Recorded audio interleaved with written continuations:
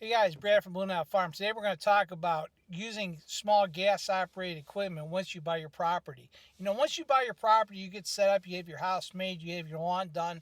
You need to have the right equipment to basically maintain it. And a lot of people, when they move from the city, a lot of times they either have, a bunch of, they live in a association where they pay for landscapers to do their work, or they're privately paying a landscaper, or even if they do the work themselves, they don't realize the amount of work that's going to go into it when they have to do it when they live in the country. A lot of people that move into the country cannot afford a landscaper. I mean, you are the landscaper. So what I'm here today is to discuss with you how you can maintain your yard using gas-powered equipment and buying the right equipment to get the job done. And that's really what it comes down to, is buying the right equipment, because it is a heck of a transition moving from the city into the country, and you're doing double, triple, quadruple the work that you would normally do if you live in the city. But a lot of people enjoy this type of work, but you have to set yourself up for success, and that's to get the right equipment. So the first thing we're going to talk about is mowers. And this is purely my opinion, but things I have learned over the years when I started my property.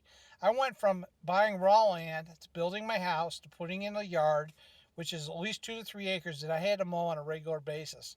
And I had to mow around a pond that was made. And I would spend 4 to 5 hours per week cutting grass in it.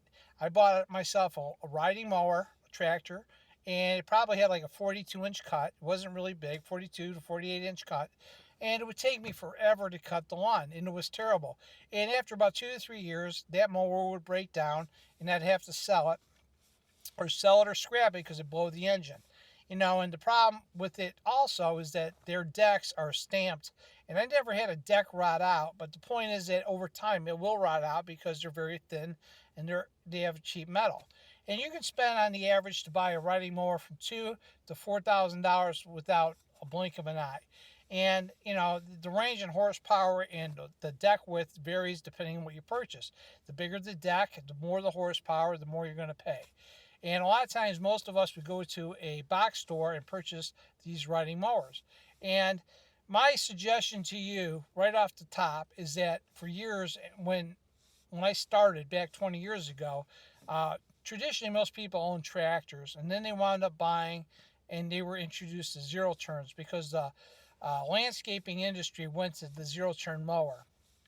And I hesitated for that for a while, and then eventually I wound up getting a zero turn. My suggestion to you is this: if you're cutting grass, you're better off to have one piece of equipment that cuts grass and does a great job. And I'm going to push you toward buying a commercial gas powered zero turn mower. And I don't care what brand you purchase. I'm just telling you, once you buy a commercial model, you're never going to go back or look back. I've owned my commercial Kubota zero turn, which is gas operated. I paid $9,000 for it over 10 years ago, and the machine still runs perfectly. It only has probably 300 hours on it, and it is well worth the investment. And I cut from very high, 2 to 3 foot grass if necessary, all the way down to, cutting my lawn. And it does a precision job. It looks professional, and it's done right.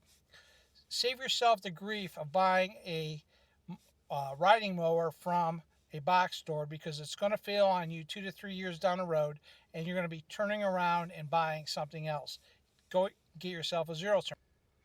When I bought my commercial riding mower, the deck on a commercial model was probably at least a half inch to 3/4 inch thick. So it's a deck that's going to last. A lot of times you go to a box store and you buy a mower, it has very thin gauge metal and it's not going to last. So again, buying commercial, you're going to have a unit that's designed to work for long hours. It's going to produce a lot of stuff. It's going to last you a long time. Put your money on something that's going to have a higher resale value. Now, the other thing I want to point out too is there's a lot of guys out there that sell used pieces of equipment that are landscapers. You're going to spend $4,000 to $5,000 buying a zero turn mower that might have 3,000 or 4,000 hours on it. And you're going to spend probably half the cost of one for 4,000 to 5,000 when you can buy a brand new one for 9,000. Shop around, find something that you like, but I'm going to tell you right now, you're better off buying new, in my opinion, because you're not going to have a lot of the hurt. In the 10 years that I've had my zero turn mower, and I use it a lot, and it's cut a lot of stuff, from horse pastures, not only the day to day yard, but it's also cut around fence lines and everything else. I only have 300 hours on it, which is shocking to me because I use it all the time. So I can't imagine the amount of time that these guys are basically running these zero turns for 8 hours a day, for years, and just piling on the hours. And then they're going to sell them and you're going to buy one, and eventually the engines are going to wear out and you're going to spend a lot of money. You're better off to buy new, maintain new, deal with the dealership and go. And there's a lot of reputable companies out there that I suggest that you look into. But do yourself a favor when it comes down to zero turn mowers versus tractors. They are much more efficient. They do such a professional cut. Your yard looks good, and I think that you're going to enjoy running them. And a lot of people that are, men that are married, their wives love to run zero turns too because they're very comfortable and they're fun to do. So I suggest that that's the direction you go. Look into it if that's something new to you, because once you buy a zero turn, you're never going to go back to a tractor. I promise you, because it is a huge difference. And I balked at it when I first heard about it, but I'm going to tell you, I'm a believer, and I will never go back to a riding mower when it comes out of cutting grass. If I can cut my grass and make it look good, it's definitely going to be with a zero turn, and it doesn't make a difference. And there are, direct drives, or then there are belt drive different mowers that are out there, and it's up to you what you want to do. To me, I own a Kubota zero turn. It's a 60-inch cut. It covers a lot of ground. It can move pretty fast. It does a great job. And the one thing with zero turns are, though, on wet ground, they're kind of hard because sometimes you can easily get stuck. Where a tractor, you can pretty much baja through it.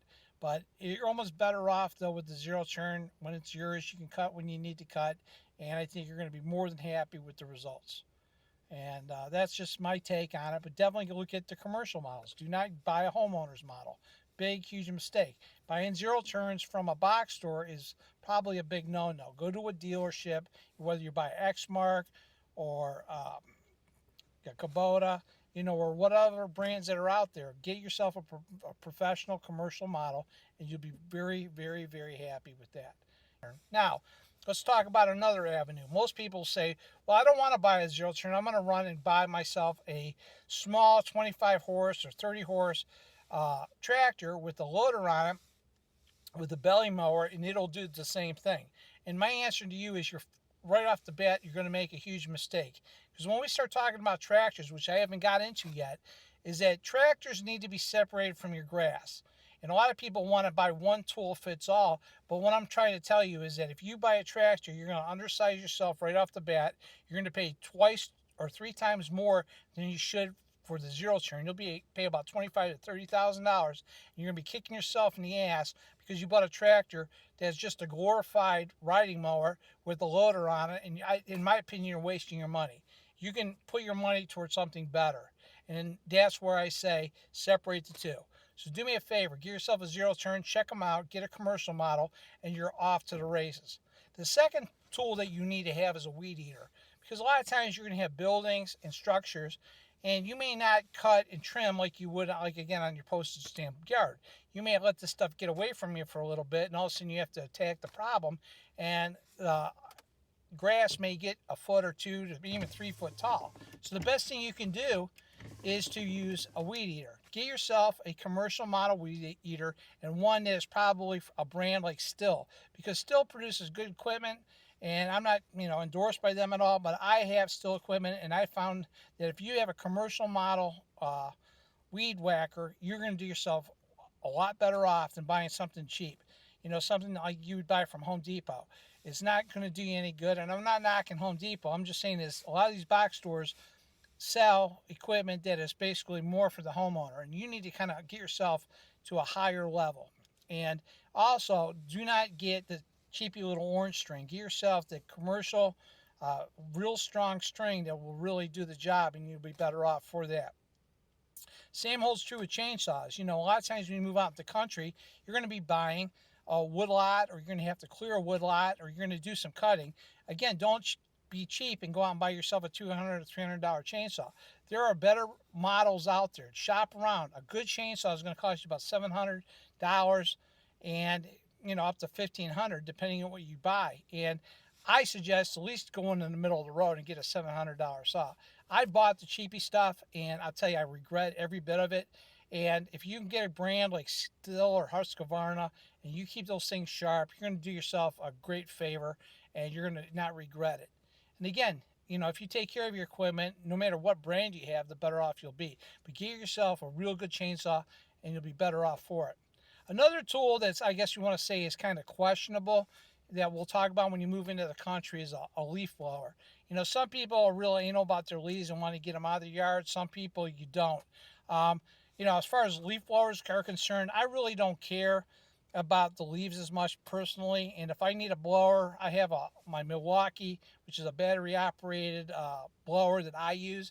But for the most part, blowing doesn't work for me. But if you are one of those people that really want to manage your leaves, or you live in a woodlot, get yourself a backpack, like high quality blower, and you'll be able to manage your leaves pretty easily, and it'll do you a good job, just like a landscaper would, because they maintain lawns the same way.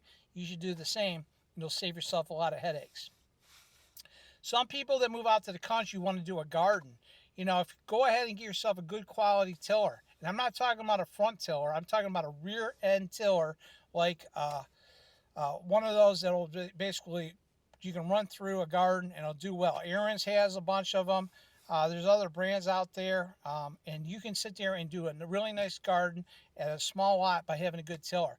Try to get yourself a rear tiller, it'll do yourself well. Now, if you get into larger tractors, we're going to talk about those in a later date, but a lot of tractors, they'll sell 3-point tillers. They work awesome, and I highly endorse those, and we'll talk about that another time. But for gas-powered small gardens, you can't go wrong with a good tiller system. And the rear tiller I prefer better. That's self-driven, and it'll make your life a lot better as far as gardens go. Also, when you move out in the country, especially if you're building things, or say you have a power outage, and I've had a lot of power outages over the last several years, generators are key. And you want to get a good generator that's going to be able to power your house or power your barn, something that's like 9,000, 10,000 watts at least, and something that you can do and maneuver it and manage it basically on wheels. I have 2 generators. One's about a 6,000 to 7,000 watts, and the other one's like a 10,000 to 12,000 watts, and they're set up to basically run equipment, or they're designed to run my house if we have a power outage. And I've had more outages, I want to say, in the last 5 years than I did in the past. And once you have an outage and you lose a bunch of material, as far as food, or maybe your basement floods, you're going to kick yourself in the butt for not having one. So set yourself up for success. Get your house geared so that if you do have a power outage, that you can plug in a generator and you at least have some electric to manage your heat, your sump pump, your refrigerators, areas that are viable for you to kind of survive if you're down for a day or two. Because all it takes is one big loss and you're going to be kicking yourself. So generators have a great place.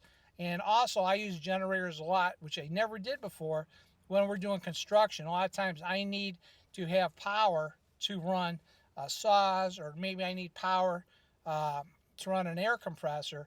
And having a generator allows me to basically run this equipment anywhere. So looking at generators, I think you're going to be really happy with that. Now, there's other 2 components I want to talk about. Number 1 is a pressure washer. The more equipment you have, the more you're going to want to keep your stuff clean, and that's where a pressure washer comes into play. And if you have like a skid steer with tracks or something that gets muddy all the time, you're going to be happy to have a pressure washer. But these are things that you may want to go out on the market and purchase and be able to use them to kind of keep a lot of your equipment clean. And I think they're viable to own. And I haven't got into pressure washers till later in my life because of the types of equipment I have now. And now I rely on pressure washers all the time. So the more equipment you have, the more you're going to want a pressure washer to keep things clean. And it's a good tool to have. Lastly, I'm going to talk about are basically water pumps. If you have any kind of flooding or deal with a pond, or you need to transfer water from one spot to another, think about getting yourself a water pump, or they also known as a trash pump. They do real well for a lot of people, and they're gas operated. Get yourself a good engine like a Honda, and I think you'll be off to the races. So basically, I wanted to cover some tools today that I think that most people, when you move out to the country, you should kind of keep your eyes open for. Now, whether you buy them at auctions, you buy them new, that's up to you. But what I'm trying to say is that keep an open mind and purchase the equipment that's going to do you well when you get started to live in the country. Because once you live in the country, you need to upscale the equipment that you have. And a lot of this equipment that I'm telling you, you may not even think about right now. Also, do a lot of research, whether you're using YouTube, watch videos and reviews of equipment that people have, and that will help you a lot in making your decisions. I love the power of YouTube because I use it all the time, and you cannot go wrong by actually doing some reviews and seeing what other people think about certain pieces of equipment. But the bottom line is, if you take care of your equipment, I think you'll be fine. The one key thing with when we talk about pressure washers and water pumps is make sure that if you're going to store it outside, that you make sure all that water is out of it, because you're going to hurt the pumps. And you want to basically run it through a winterization process, and then it'll keep your equipment running a lot longer. So thanks for watching episode 13, and we're going to be covering another topic in 14, and I'm not too sure which direction I want to go with that yet, because there's a lot of things in my head and things keep popping up, and I want to kind of cover as much detail as I can on this series. But I've created a podcast on this series. I think if you guys follow it, you're going to really enjoy it, and hopefully at least give you some thought and ideas to think about when you start to move into the country, because things are always changing, and my life has changed all the time, and it's very challenging to keep up with it. But farming is fun, and it opens up a lot of different doors, but I want you guys to be successful and not to fail and be frustrated. So these are some of the techniques that I'm trying to tell you, ways to take your path and get yourself in the right direction. The equipment that you purchase are going to set you up so you're going to be successful. So looking at things I brought up, and I think you're going to be more than happy, and you'll be off to a good start. Thanks for watching, guys, and I'll talk to you soon.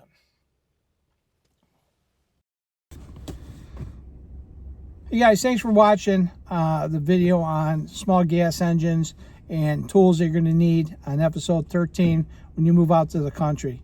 As a country lifestyle, you have to have the right equipment to do the right job, and I think what I've covered today are pretty much essentials that you need to look into. Now, down the road, you may include other things that I've mentioned, but I wanted to give you a basic foundation of some of the main tools that you're going to kind of run into that'll benefit you down the road. Thanks for watching my series. Hopefully you guys are enjoying it, and hopefully if you're not watching my series, I suggest you go back from the start and kind of watch the beginning to the end, because I think you're going to learn a lot about buying property and learn from a lot of the mistakes that I made, and I'm trying to give you some guidance on not doing the same mistakes that I made along the way.